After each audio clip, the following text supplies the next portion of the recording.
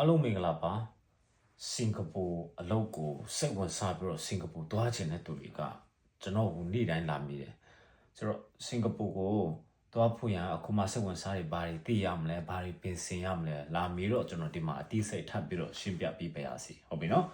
ဆိုတော့ပထမဆုံးအနေနဲ့ကကျွန်တော်တို့ဒီနေ့မှာဆိုရင်စီစီရမယ်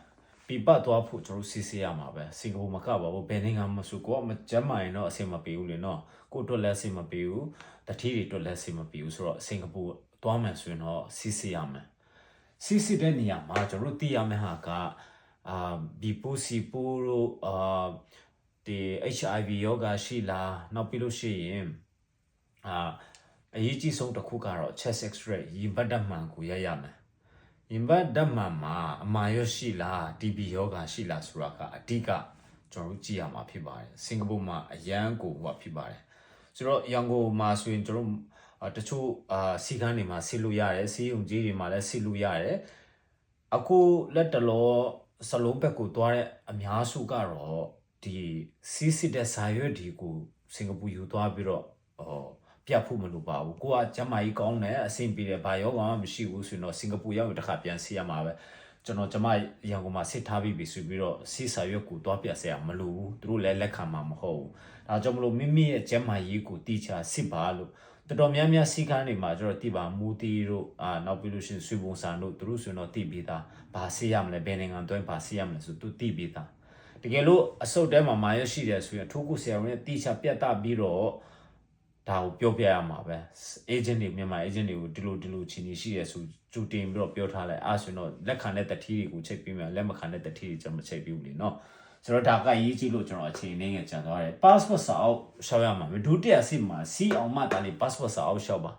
ဟုတ်ပြီနော် passport PJPV ကိစ္စတော့ကျွန်တော်တို့ဒီမှာအရှိမပြောတော့ပါဘူးတခုခုပေါ့ဗျာနော်ဆိုတော့passport စာအုပ်မရှောက်ခင်စီပါ passport စာအုပ်ရှောက်ပြီးဆိုရင်တော့ကျွန်တော်တို့ဘာသာစကားကလိုအပ်ပါတယ်ဘာသာစကားကိုကဘာသာစကားကိုသင်ယူထားတရုတ်လိုအင်္ဂလိပ်လိုပဲစင်ကာပူမှာကျတော့နှစ်ဘာသာတကယ်လို့ဒါအင်္ဂလိပ်လိုရတဲ့သူတွေကအင်္ဂလိပ်လိုအဆင်ပြေပြီဆိုရင်တော့တွားလို့ရပြီတူတော်လည်းပဲအခုလက်တလောအလုပ်ခေါ်စာများတော့တရုတ်လိုပြောတတ်မှတရုတ်လိုကျွန်တော်ရဲ့အကြံပေးချက်ရဆိုရင်တော့ level 2လောက်ကိုတက်အောင် HSK level 2ပြီးအောင်တက်ပါအနည်းဆုံးဒါမှတားရင်စင်ကာပူသွားပါလို့ကျွန်တော်အကြံပေးခြင်းပါတယ်တချို့တော့လောက်ခေါ်စာတွေမှာတော့တရုတ်လိုမပြောတတ်လဲရပါတယ်တူတော်လည်းပဲကျွန်တော်အကြံပေးတာအနည်းဆုံးစင်ကာပူမှာသွားမယ်ဆို level 2လောက်တက်အောင်လုပ်ပါလို့ပြီးလို့ရှိရင်ဒါလည်းရပြီဆိုတော့သွားခါနေကျရင်တော့ CV ရမှာပဲ CV ကဘယ်လိုပုံစံမျိုးနဲ့ရေးရမလဲဆိုတာအမျိုးမျိုးရှိတယ် format တွေမျိုးမျိုးရှိတယ်ကိုယ့်ရဲ့တွေးကြုံတွေကိုရေးရမယ်เนาะဆိုတော့ဒီနေရာမှာကျွန်တော်ဘ ഹു တုတပြီးထားတဲ့ဟာတွေလည်းအများကြီးရှိပါကျွန်တော် Facebook မှာ CV ရေးတဲ့ဟာတွေနောက်ပြီးလို့ရှိရင် CV ရေးပြီဆိုရင်တော့အရေးကြီးဆုံးအရာတစ်ခုက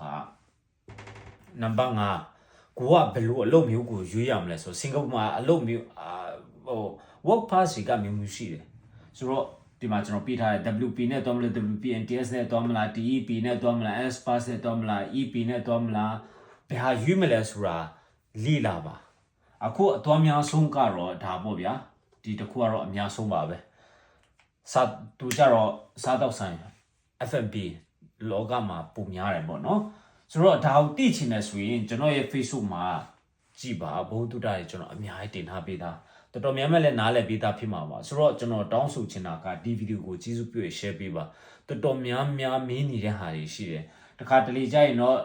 ဒါတွေနားမလည်ပဲနဲ့ဒါလုတ်လိုက်တာတို့ဒီအဆင့်ဆင့်ကိုကြည့်ပါဒီအဆင့်ဆင့်ကိုမှဓမ္မကြီးကြီးတယ်เนาะ password စာအုပ်ကိုရှောက်ထားလိုက်တယ်ဒါလည်းမရှောက်ထားဘူးဒါလည်းpassword စာအုပ်ဒါအဆင့်ပြီးဆင့်သွားရမှာပေါ့နော်မဟုတ်ဘူးဆိုတော့အချိန်လဲကုန်တယ်ပတ်စံလဲကုန်တယ်เนาะအားလုံးကျေးဇူးအများကြီးတင်ပါတယ် share ပေးလိုက်ပါအောင်เนาะ